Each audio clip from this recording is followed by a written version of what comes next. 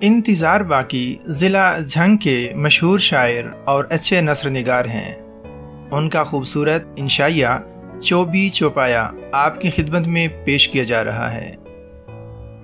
इंसान फितरी तौर पर रिवायत पसंद है और उसे अपने माजी से बड़ा प्यार है। डार्विन के नज़रिए के मुताबिक इंसान बंदर की तरक्की याफ्ता शक्ल है। अगरचे ये बात काबिल बहस है, क्योंकि अगर इंसान बंदर की तरक्की याफ्ता शक्ल है तो मौजूदा बंदरों के पुरखों ने तरक्की क्यों न की और वो इंसान क्यों न बन पाए, जबकि हमारे अजदाद तरक्की करते करते इंसान बन गए। इस सिलसिले में शायद ये जवाब दिया जा सकता है कि उस ज़माने में बंदर दो गिरोहों में बट गए होंगे, एक तरक्की पसंद तहरीक के कारकुन जबकि दूसरे रिवायत पसंद तहरीक के रुकन बन गए होंगे और तरक्की करते करते इंसानी मायार तक पहुँच गए, जबकि रिवायत पसंद अभी तक जंगलों में चौपायों की ज़िंदगी बसर कर रहे हैं और एक दरख्त से दूसरे दरख्त तक उछलना कूदना अपना तुर्राए इम्तियाज समझते हैं। अगरचे तरक्की पसंद गिरोह इंसानी मकाम तक पहुँच गया, लेकिन अभी तक उसके अंदर रिवायत पसंदी की सरिश्त ख़त्म नहीं हुई।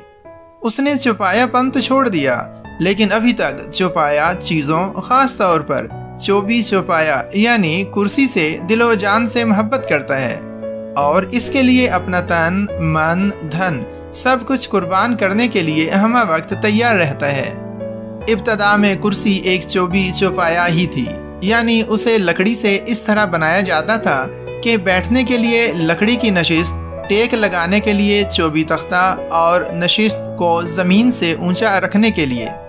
फ़र्क सिर्फ इतना है कि आम चौपाए अपनी मर्ज़ी से एक जगह से दूसरी जगह हरकत कर सकते हैं, जबकि चोबी चौपाया अपनी मर्जी से एक जगह से दूसरी जगह हरकत नहीं कर सकता।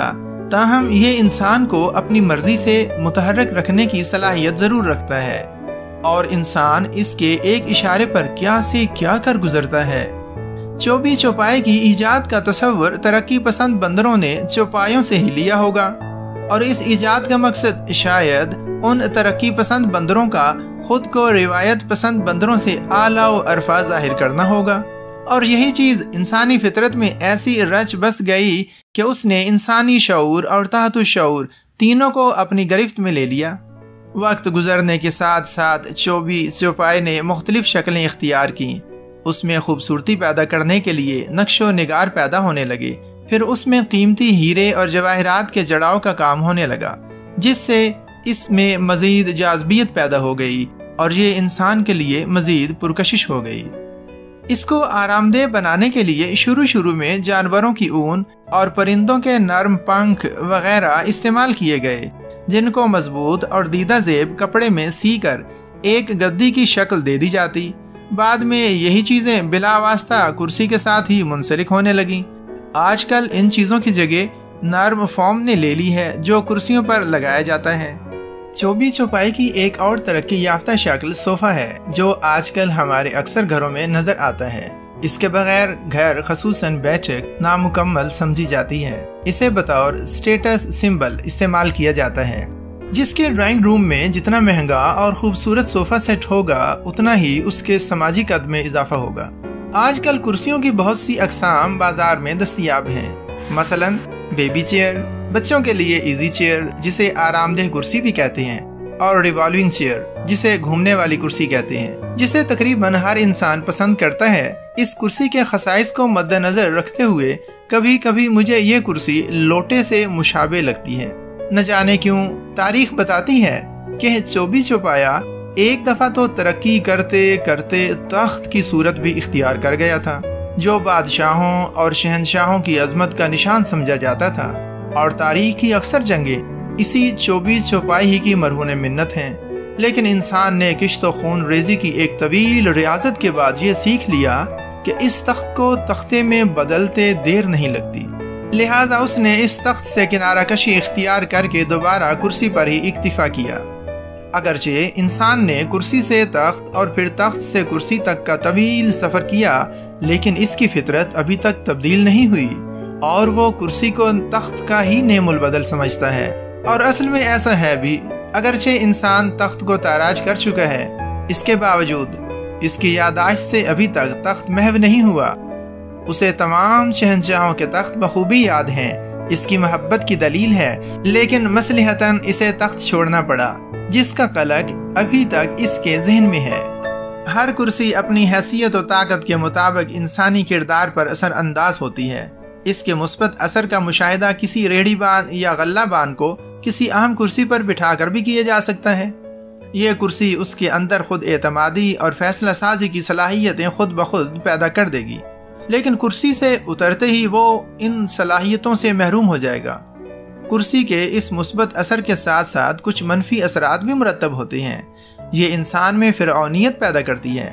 ہر کرسی نشین ماتحتوں کو اپنی رعایا تصور کرنا شروع کر دیتا ہے اور خود کو ان کی جان و مال اور عزت کا مالک سمجھنے لگتا ہے، لیکن اپنے سے زیادہ طاقتور کرسی نشین کے سامنے اس کی ٹانگیں کانپنا شروع کر دیتی ہیں۔ لہذا ثابت ہوا کہ چوبی چوپائے بھی انسانوں کی طرح برابر نہیں ہے، ان میں بھی طاقت و حیثیت کے اعتبار سے تفاوت پایا جاتا ہے، اور انسانوں کی طرح یہ بھی اپنے سے زیادہ طاقتور کے سامنے جھکتی ہیں اور اپنے سے کمزور کو مغلوب کرتی ہیں۔ بڑے لوگوں کی محفلوں میں عموماً ایک کھیل کھیلا جاتا ہے جسے میوزیکل چیئر کا نام دیا جاتا ہے۔ اس کھیل میں کھلاڑیوں کی تعداد سے ایک کم کرسیاں ایک خاص ترتیب کے ساتھ رکھ دی جاتی ہیں اور موسیقی شروع ہو جاتی ہے۔ کھلاڑی ان کرسیوں کے ارد گرد چکر لگاتے ہیں اور موسیقی سے رکتے ہیں۔ ہر کھلاڑی اپنی قریب ترین کرسی پر جلدی سے بیٹھنے کی کوشش کرتا ہے۔ کامیابی کا انحصار اس کی پھرتی اور چالاکی پر ہوتا ہے۔ اس طرح ایک کھلاڑی جسے کرسی نہیں ملتی وہ کھیل سے باہر ہو جاتا ہے۔ اس طرح یہ کھیل جاری رہتا ہے حتیٰ کہ ایک کرسی اور دو حصے دار باقی بچ جاتے ہیں، اور آخر کار ان دونوں میں سے کسی ایک کو وہ کرسی مل جاتی ہے اور کرسی نشین اس کھیل کا فاتح بن جاتا ہے۔ چوبی چوپائے کے دوسرے استعمالات کے ساتھ ساتھ اس کا ایک اور بڑا اہم اور مفید استعمال یہ ہے کہ اسے بڑی آسانی سے بطور ہتھیار استعمال کیا جا سکتا ہے۔ اس کا ثبوت کئی ممالک کی اسمبلیوں میں ہونے والی کرسی جنگیں ہیں، جن میں کرسی نشین اپنے مخالف کو زیر کرنے کے لیے اپنی بلکہ دوسروں کی کرسیاں بھی بڑی بے تکلفی سے استعمال کر لیتے ہیں۔ یہ سوال ابھی تک حل طلب ہے اور ماہرین اس پر غور کر رہے ہیں کہ کرسی اور چارپائی میں سے بیٹی کون سی ہے اور ماں کون سی۔ میرا خیال ہے کہ اس سوال کا جواب تلاش کرنے کے لیے دانشوروں کی ایک کمیٹی تشکیل دی جانی چاہیے جو اس کا فیصلہ کر سکے۔ اگر کسی محفل یا دفتر میں آنے والے مہمان کو کرسی پیش نہ کی جائے تو وہ اس کو اپنی ہتک سمجھتا ہے اور اس بات کا کینہ اس کے دل میں برسوں پلتا رہتا ہے۔ اس کے برعکس اگر کسی عام آدمی کو کسی دفتر میں کوئی افسر بیٹھنے کے لیے کرسی پیش کر دے تو اس بات کا خمار اس کے دل و دماغ میں برسوں تک سمایا رہتا ہے اور وہ ہر محفل میں اس کے تذکرے کا دانستہ طور پر کوئی نہ کوئی موقع ضرور پیدا کر لیتا ہے اور اسے اپنے لیے باعث تفاخر سمجھتا ہے۔ اس بات سے اندازہ ہوتا ہے کہ خواص کے ساتھ ساتھ ایک عام آدمی بھی کرسی کی قدر و منزلت سے بخوبی واقف ہے۔ کرسی سے محبت کرنا دنیا کے کسی مذہب میں حرام نہیں ہے، کیونکہ دنیا کے ہر مذہب کے خداؤں کے لیے بھی کرسی ایک محبوب شے ہے۔ مثلاً بھگوانوں اور ماتاؤں وغیرہ کو بھی چوبی چوکیوں پر ہی سجا کر رکھا جاتا ہے، جو بذات خود چوبی چوپایوں کی ہی مختلف شکلیں ہیں۔